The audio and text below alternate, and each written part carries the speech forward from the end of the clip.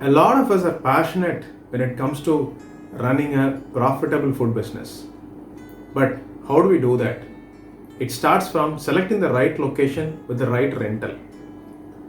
If you don't focus on unit economics, as to how much should I pay as a rental, how much should I pay salaries, how much should I spend for marketing, there are a lot of things that you need to consider when it comes to running a successful tea outlet business.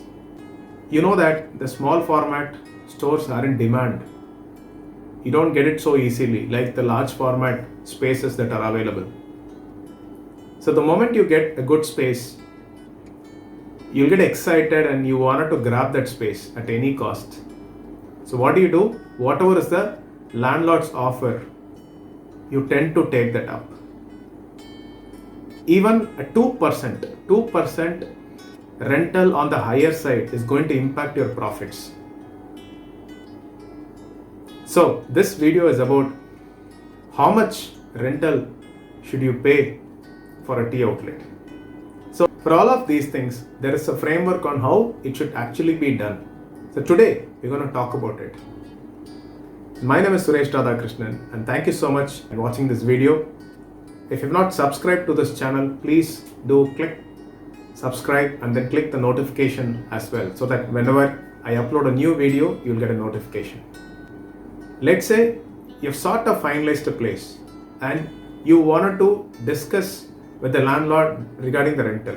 So what are all the things that you need to keep in mind before you sit for a negotiation, before you go talk to the owner regarding the rental? The first thing, what is the expected sales? Do you have an approximate data on what could be the expected sale at that particular location? So how you could do that? Just visit the location during the peak time for at least 2 to 3 days. Just check the number of footfalls and then try to come up with a approximate sale. If in case you'd like to know more about it, I've mentioned a lot of details in the location selection video. I've shared that in the link. Please go check it out. So that's number one. So is it going to be 3 lakhs per month or 4 lakhs per month or 5 lakhs per month? Do you have an approximate sales data? The second one, is there any additional maintenance apart from the rental? Is the owner providing water and drainage facility, or do you have to do it on your own? So if you wanted to buy water, manage drainage facilities, then it's an additional cost to you. If the owner is going to take it, then it can be included in the rental. So make sure that you ask for these details.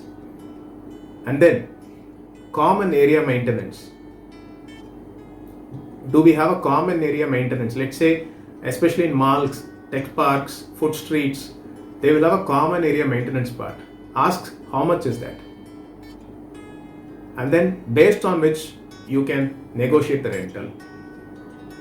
The next one, is there any civil work? Is there any civil work scope at the outlet? Is the owner giving a complete structured outlet, or he's asking you to do partition, do a lot of civil work inside the outlet? Or is he just giving you a land for you to construct the outlet there, do a small fabrication stuff and complete the outlet there? If that is the case, it's going to cost you a lot, maybe 2-3 lakhs more to do the complete setup. So that will be an additional cost, additional investment for you, right? So imagine that 2-3 lakhs is a saving. If you put it in an FD, what will be the FD percentage? 5 to 6%. So that is a loss for you.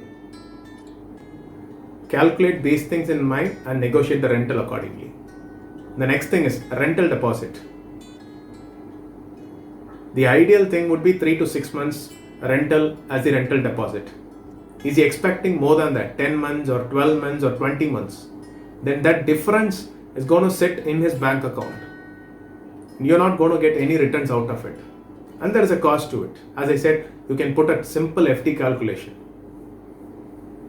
So have all these calculations, arrive at a number, and then check the landlord for the expectation. Then probably you can negotiate better. Now, I've got the sales figure, the approximate sales figure. So how much percentage can I pay as a rental? 10 to 15% on the sale could be your rental. Let's say your approximate expected sale is 3 lakh. You could pay a rental of between 30,000 to 45,000. I'm just giving you the range. You can come below this, but you cannot go beyond this percentage. And in some places, tier 1 places, it could be 20%, but in those cases, you'll have to increase the product price. But you cannot go beyond that. So that's the thumb rule. I have covered in a detailed manner in the 5-day WhatsApp workshop. If in case you'd like to know more details about it, I've given the link in the description. Please go check it out. So what other options are there? Okay, imagine if your approximate expected sale is 6 lakh and the owner is asking for 60,000 or 70,000 rental, and if you feel that the rental is on the higher side and you feel 70%, 80% confident about that sale and you wanted to negotiate, the owner is not ready to negotiate, what is the solution? Tell him that you will do a minimum guarantee rental and a revenue share. Let's say you tell him that I will make 40,000 as the minimum guarantee, or 10% on the sale, or 15% on the sale, whichever is higher. Let's take the same case. You think that you will do 6 lakh in sale.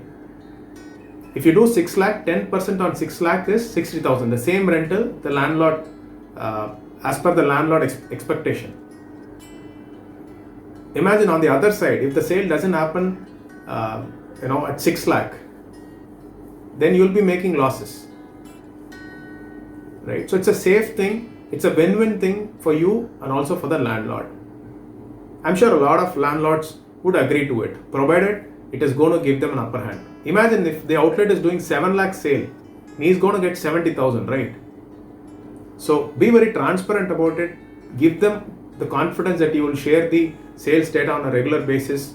If possible, give him a POS access, another additional user access, so that he checks the sales data every day. So all of these things you'll have to make it comfortable for him to negotiate, right? So that's another option. And as I told, rental deposit, please keep it between 3 to 6 months. So that's the standard. If it goes beyond that, maybe 1 or 2 months extra, it is good enough. But beyond that, you are again locking that amount into someone else's bank account. You're not using that fund.